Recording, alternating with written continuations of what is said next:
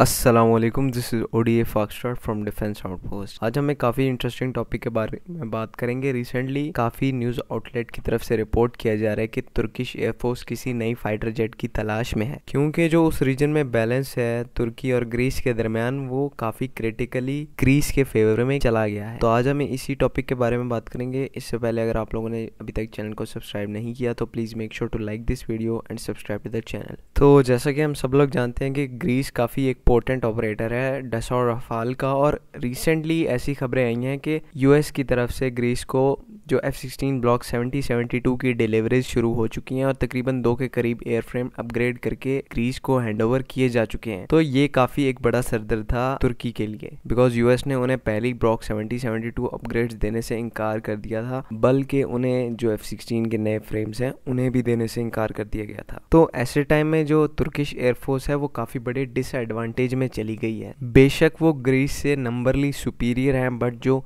Technological advantage है वो Greece के पास है इस टाइम, और तुर्की इस चीज़ को कभी भी एक्सेप्ट नहीं करने वाला। तो इसीलिए उनकी जो एयरफोर्स है वो काफ़ी नई किस्म के फाइटर्स को तलाश करी है, जिसमें तकरीबन 3 से 4 फाइटर उनकी नज़र में है। तो सबसे पहला जो फाइटर है वो डसॉ का राफेल है, दूसरा जो है वो यूके का यूरोफाइटर टाइफून है, और तीसरा एयरक्राफ्ट रशिया का Su-35 है, और चौथा कंटेंडर इंटरेस्टिंगली यहाँ पर LCA तेजस हो सकता है। तो इन्हीं 4 एयरक्राफ्ट्स के बारे में बात करेंगे कि कैसे इनमें से सबसे सुटेबल जो एयरक्राफ्ट है वो कौन सा है और कैसे वो तुर्किश एयरफोर्स की नीड्स को पूरा कर सकता है। तो सबसे पहले डसॉ राफेल की बात करते हैं। तो राफेल की परचेजिंग में मसला ग्रीस का है, क्योंकि ग्रीस पहले से ही एक राफेल का पोटेंशियल ऑपरेटर है और काफ़ी ज़्यादा नंबर्स उन्होंने फ्यूचर में ऑर्डर भी किए हुए हैं। तो फ्रेंच एविएशन इंडस्ट्री या डसॉ कभी भी ये नहीं चाहेंगे कि इनकी एक डील की वजह से इनके जो फ्यूचर ऑर्डर्स हैं उनको कैंसिल किया जाए, और इस चीज़ की अच्छी खासी पॉसिबिलिटी है कि ग्रीस के प्रेशर में आकर डसॉ जो है वो अपने राफेल को इस कंपटीशन से या इस चीज़ से पीछे हटा ले,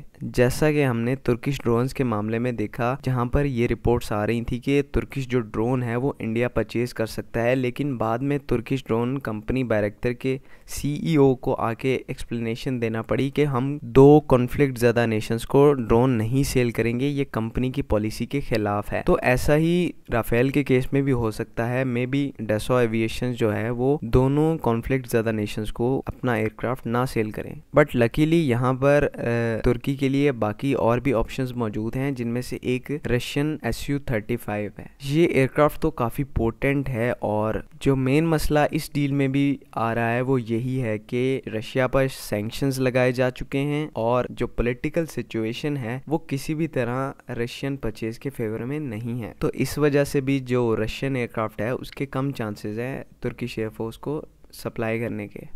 अगर नियर फ्यूचर में रशिया और यूक्रेन के दरमियान जंग बंदी हो जाती है तो मे भी इस चीज़ की पॉसिबिलिटी है कि रशिया पर जो सैंक्शंस लगाए गए हैं उन्हें ख़त्म कर दिया जाए, और किसी भी किस्म का जो मिलिट्री हार्डवेयर है वो तुर्की को उसकी इजाज़त दे दी जाए। लेकिन इस चीज़ की काफ़ी कम पॉसिबिलिटी है, बिकॉज पीस टाइम में भी जब तुर्की ने रशिया से S-400 सिस्टम लिया था तो इस पर काफ़ी वावेला किया गया था यूएस और नेटो की तरफ से। तो अब बात करेंगे बिन बुलाए मेहमान की। तो जैसा कि हम पास्ट में भी देखते हैं, इंडिया ने पूरी कोशिश की कि जिन जिन कंट्रीज़ को फाइटर एयरक्राफ्ट की ज़रूरत है उन्हें LCA तेजस का प्रपोजल ज़रूर दिया जाए, और इस चीज़ की भी अच्छी खासी पॉसिबिलिटी है कि इंडियन एयरफोर्स या इंडियन गवर्नमेंट की तरफ से तुर्की को इस चीज़ का प्रपोजल दिया जाएगा। बट LCA तेजस एक ऐसा जेट है जो तुर्किश एयरफोर्स की किसी भी सूरत मदद नहीं करेगा इस रीजन में एक एडवांटेज गेन करने में, बिकॉज F-16 ब्लॉक 70-72 या राफेल तब भी एक टेक्नोलॉजिकली सुपीरियर एयरक्राफ्ट रहेंगे, और बाकी ऐसे कई और फैक्टर्स भी हैं जो LCA तेजस को लीस्ट एक्सपेक्टेड एयरक्राफ्ट बनाते हैं। तो इन सब एयरक्राफ्ट में से जो सबसे स्ट्रॉन्ग कंटेंडर होने वाला है फ्यूचर में वो यूके का यूरोफाइटर टाइफून है, और यही एक ऐसा सिंगल एयरक्राफ्ट है जो कि इस रीजन के अंदर तुर्की को दोबारा से टेक्नोलॉजिकल सुपीरियरिटी दे सकता है, क्योंकि इस टाइम यूरोफाइटर टाइफून जो है वो दुनिया का बेहतरीन 4+ जनरेशन का एयरक्राफ्ट है, और इसकी जो वेपन्स कैरिंग कैपेसिटी है, इसका जो इलेक्ट्रॉनिक वॉरफेयर सुइट है, इसकी जो air to air missile capability है वो मुझे आपको बताने की जरूरत नहीं, आप खुद समझदार हैं, वो काफी ज्यादा है। राफेल या F-16 ब्लॉक 70-72 इसके आसपास भी नहीं आते।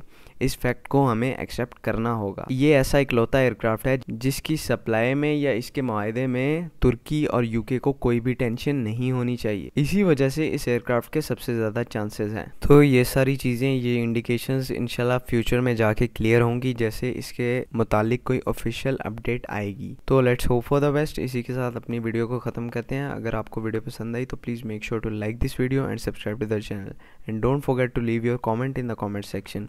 Signing out for now. Pakistan जिंदाबाद।